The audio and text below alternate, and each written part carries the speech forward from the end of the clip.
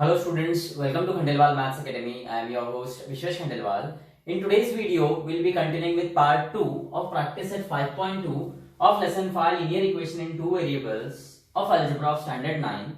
And in this practice at 5.2, we are studying the word problems on simultaneous equation. Okay. So continuing with sum number 4, the given part is total number of lions and peacocks in a certain zoo is 50. The total number of their legs is 140.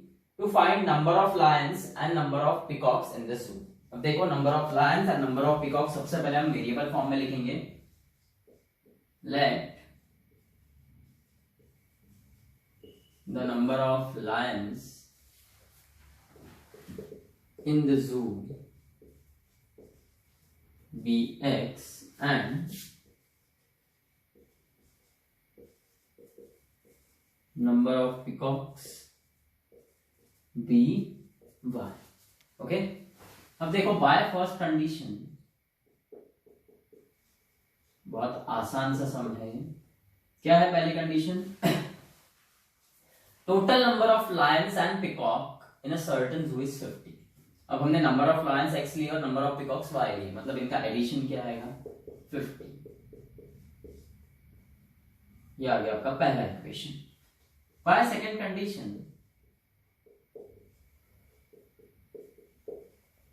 क्या बोला है मैंने? Total number of their legs is 140. Now a lion has 4 legs and a peacock has 2 legs. अब देखो यहां पर जितने भी लायंस और पिकॉक है ना, उनके लेग्स का जो एडिशन है वो 140 है. अब देखो एक लायन के कितने लेग्स हैं? 4 लेग्स. टोटल लायन कितने हमारे पास? x. So this will be 4x plus एक पिकॉक के कितने लेग्स होते हैं? 2. और टोटल पिकॉक्स कितने हैं? 1. सो 4x प्लस 2y इज 140. अब ध्यान से देखो, यहां पर x का कोएफिशिएंट 4, y का कोएफिशिएंट 2 और कांस्टेंट टर्म 140. इन तीनों का HCF होता है 2. तो डिवाइडिंग बोथ साइड्स बाय 2 कर लो, ये और सिंपलीफाई हो जाएगा. फिर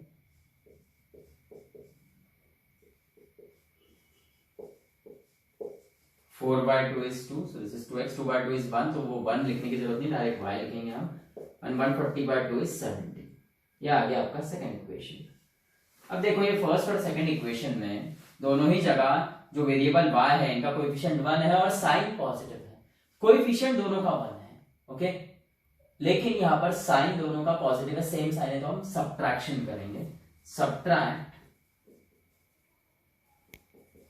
इक्वेशन 1 from 2. 1 from 2 इसलिए किया क्योंकि 2 में, इक्वेशन 2 में जो RHS है वो 70 है और इक्वेशन 1 में जो RHS है वो 50 है. And obviously 70 is greater than 50. सो हम इक्वेशन सेकंड में से इक्वेशन फर्स्ट सब्ट्रैक्ट करेंगे. और सब्ट्रैक्शन करते वक्त जो सेकंड इक्वेशन होता है उसमें हर टर्म की साइन चेंज होती है. प्लस x का हो जाएगा माइनस x, प्लस y का माइनस y और प्लस 50 का minus 50. 2x minus x is x, plus y minus y cancel and 70 minus 50 is 20. मतलब x is 20. And now put this x is equal to 20 in equation 1 and therefore 20 plus y is equal to 50. Plus 20 है left side में, right में जाएगा तो minus 20 हो जाएगा. सो y is 30. तो आपका फाइनल आंसर क्या रहेगा? In the zoo, number of lions is equal to, number of lions कितने हैं? x यानी 20 and number of peacocks is equal to 30. Okay. Sum number 5 देखो. The given part is Sanjay gets fixed monthly income. Every year there is a certain increment in his salary. हर साल salary में कुछ इजाफा हो रहा है. After 4 years his monthly salary was ₹4,500. Monthly salary की बात हो रही है. And after 10 years his monthly salary becomes 5,400. To find his original salary, यानी वो फर्स्ट ईयर जब जॉब लगा होगा संजय को, ओके, वो टाइम की salary and yearly increment. Okay, so हमने लिया let Sanjay's original salary be rupees X and his yearly increment be rupees Y. अब देखो ये कंसेप्ट एक बार क्या है समझ लो पूरा। अब देखो संजय का ओरिजिनल सैलरी हमने एक्स लिया है, मतलब फर्स्ट ईयर जब संजय को जॉब लगा होगा, सपोज उसका सैलरी होगा 8,000 पर मंथ, ओके। बाद में संजय को बोला गया होगा कि आपका ईयरली इंक्रीमेंट होगा, फिक्स ईयरली इंक्रीमेंट रहेगा, वो रहेगा ₹1000 पर ईयर। ₹1000 पर ईयर मतलब साल के 1000 रुपए मिलेंगे ऐसा नहीं रहता है वो, उसका मतलब हर महीने 1000 रुपए मिलेंगे बढ़कर, ओके। मतलब फर्स्ट ईयर में संजय का था 8,000 पर मंथ, तो सेकेंड ईयर में संजय को मिलेगा 9,000 rupees per month, okay. 9,000 rupees per month, तो 1,000 रुपीज ईयरली इंक्रीमेंट है, इसका मतलब हर महीने 1,000 रुपीज बढ़ाकर मिलने वाले हैं, ओके। पूरे साल भर में 1000 रुपए बढ़ा के मिलेंगे ऐसा नहीं है, ओके। क्योंकि देखो पहले ईयर में 8,000 पर मंथ था, मतलब उसकी ईयरली सैलरी कितनी हुई 96,000, ओके। सो अगले साल 1,000 रुपए बढ़ा के मिलेंगे, 97,000 मिलेंगे ऐसा नहीं रहता है, 1000 रुपए बढ़ा के मिलेंगे, मतलब हर महीने में 1000 रुपए बढ़ा के मिलेंगे। तो फिर सेकेंड ईयर में उसका सैलरी कितना हो जाएगा 12 9 108, 1,08,000 रुपए। फिर थर्ड ईयर में क्या हो जाएगा, मंथली सैलरी 1,000 रुपीज का ईयरली इंक्रीमेंट है, मतलब वो हर महीने बढ़ा के मिलेंगे, तो वो हो जाएगा 10,000 रुपीज पर मंथ। तो देखो ये जो ईयरली इंक्रीमेंट होता है ऐसा नहीं रहता है कि साल भर में वो 1000 रुपए एक बार बढ़ा के मिलेंगे, ऐसा नहीं रहता है। वो जो इंक्रीमेंट रहता है, ओके, वो मंथली रहता है। हाँ, हर साल 1000 रुपए बढ़ेंगे, मतलब महीने में 1000 रुपए बढ़ेंगे नेक्स्ट ईयर के जो भी रहेगा वो, ओके। परसेंटेज बेसिस पे भी अगर बात करते हैं, सपोज आपको अगर 40,000 पर मंथ ऐसा सैलरी है और आपको अप्रेजल आया, ओके, वैसे बढ़ाकर मिलेंगे और बोलते हैं 25% अप्रेजल मिल रहा है आपको, इसका मतलब 40,000 में जो आपको मंथली सैलरी है उसमें 25% का अप्रेजल मिल रहा है, मतलब 40,000 तो मिलेगा ही, वो तो फिक्स है, वो तो फिक्स है, 40,000 तो फिक्स है, उसमें और 25% ऐड होंगे। अब 40,000 का 25% कितना होता है 10,000, मतलब अब हर महीने आपको 50,000 मिलेंगे। ऐसा नहीं कि अप्रेजल 25% मिला है मतलब साल भर में ही 10,000 रुपए बढ़ा के मिलेंगे, नहीं, वो मंथली अप्रेजल होता है, ओके। सो ये आपको ध्यान में रखना है। सो देखो हमने क्या कंसिडर किया कि संजय का original salary is ₹X, okay, and his yearly increment is ₹Y, okay. अब देखो by first condition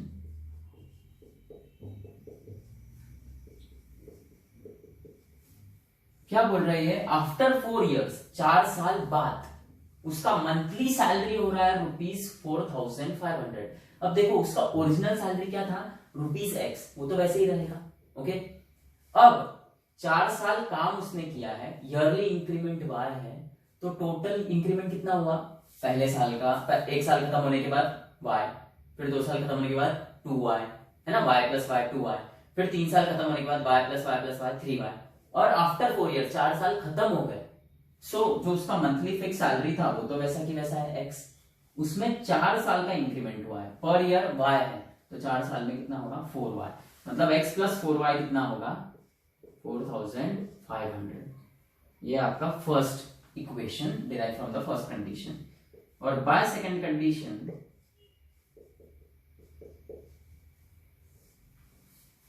after 10 years his monthly salary becomes 5,400, यानी X + 10Y is 5,400। अब ये दो इक्वेशन आ गए हैं, बराबर है, दोनों ही इक्वेशन में आप देखोगे तो वेरिएबल x का कोएफिशिएंट 1 है, ओके। और तो और दोनों ही जगह वेरिएबल x का साइन क्या है पॉजिटिव, तो हम सब्ट्रैक्शन करेंगे, सब्ट्रैक्ट इक्वेशन 1 from 2, 1 from 2 इसलिए क्योंकि 2 में जो RHS है वो है 5,400 which is greater than 1 का RHS 4,500। So now this is X + 10Y is 5,400 minus X + 4Y is 4,500। देखो सब्ट्रैक्शन करते वक्त जो सेकंड इक्वेशन रहता है उसमें हर एक टर्म की साइन चेंज होती है, +x का -x, +4y का -4y और +4,500 का -4,500, +x - x cancel, 10 - 4 is 6, this is 6y is equal to 5400 minus 4500 is 900। 6y के साथ मल्टीप्लीकेशन में लेफ्ट साइड में राइट में आएगा तो डिवाइड होगा, तो y इज 900 by 6, इसका मतलब y is 150। Okay, now put y is equal to 150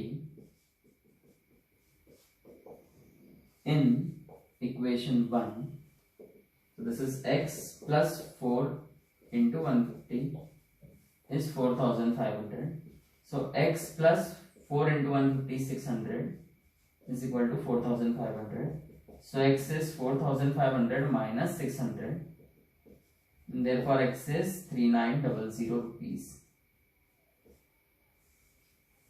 So final answer रहेगा Sanjay's original salary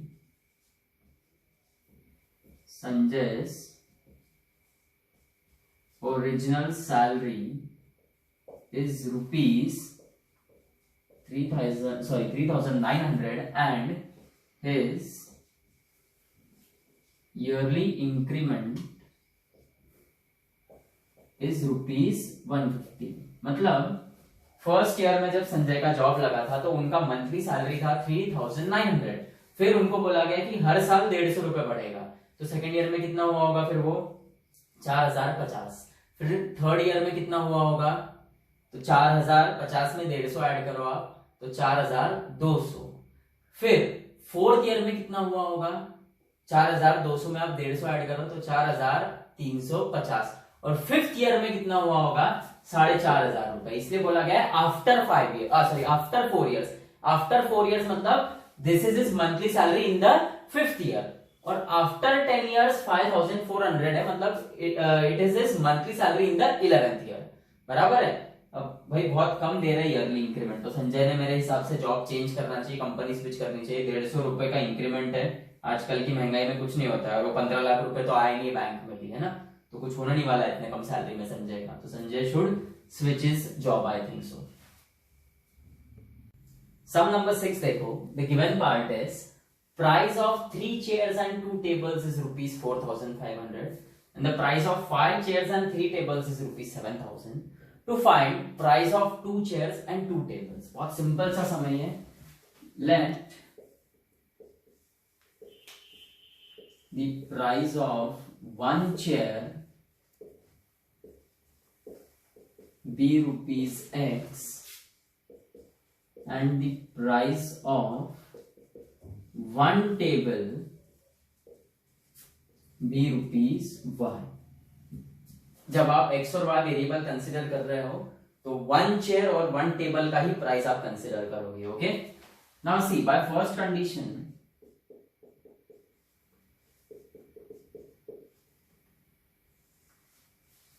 क्या बोला है, प्राइस ऑफ 3 चेयर्स। अब 1 चेयर का प्राइस x रुपीस है, तो 3 चेयर का कितना होगा 3x plus price 3 chairs and 2 tables, 1 table का प्राइस y रुपीस है तो 2 टेबल का 2y, तो 3x plus 2y is 4500।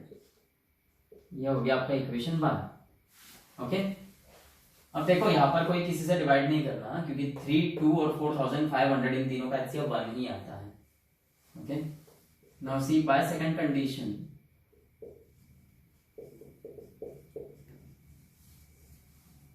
price of 5 chairs and 3 tables यानी 5x plus 3y is 7000।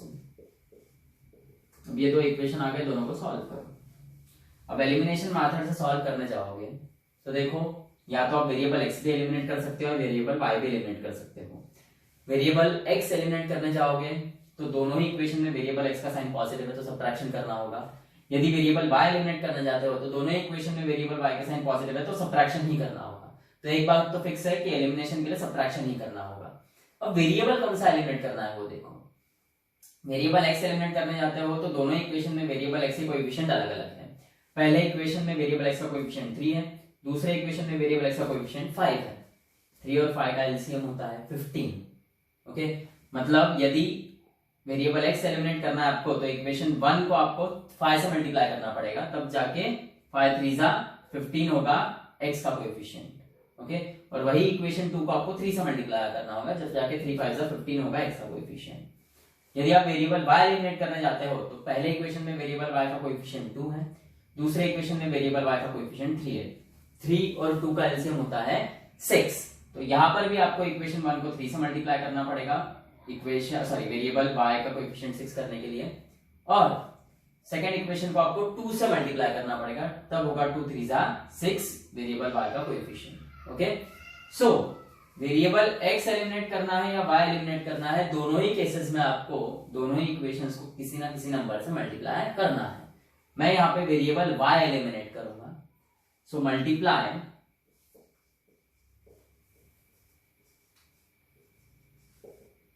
Equation 1 by 3, so this is 3 into 3x plus 2y is 4500, so this is 3 these are 9x plus 3 2 are 6y is equal to 4500 into 3 is 13500, ये आ गया आपका equation 3। And then multiply equation 2 by, यहाँ 6 चाहिएगा हमें तो 2 से multiply करेंगे, so this is 2 into 5x plus 3y is equal to 7000, so this is 10x plus 6y is 14000। और अब सब्ट्रैक्शन होगा बिटवीन इक्वेशन 3 एंड 4। ओके, अब देखो इक्वेशन 4 का RHS बड़ा है 14000 और इक्वेशन 3 का RHS छोटा है 13500, तो हम करेंगे सब्ट्रैक्ट इक्वेशन 3 फ्रॉम 4।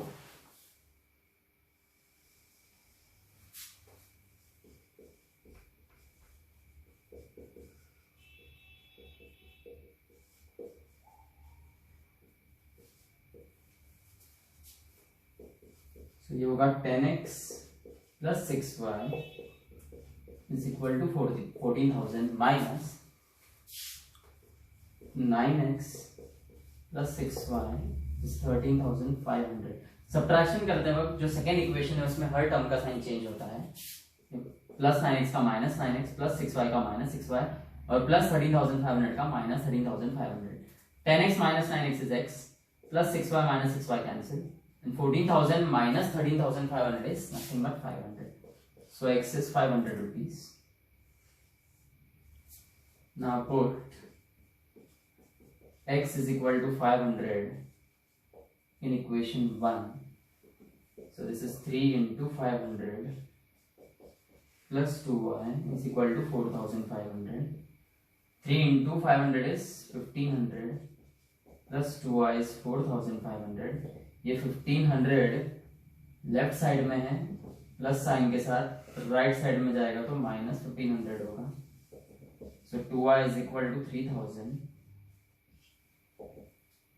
2y के साथ मल्टीप्लिकेशन में लेफ्ट साइड में राइट में जाएगा तो डिवाइड होगा। So y is 1500 rupees. इसका मतलब cost of one chair is ₹500 and cost of one table is ₹1500। पर हमें कॉस्ट ऑफ वन चेयर या वन टेबल नहीं पूछा है, हमें पूछा है the price of 2 chairs and 2 tables together. Now see the price of 2 chairs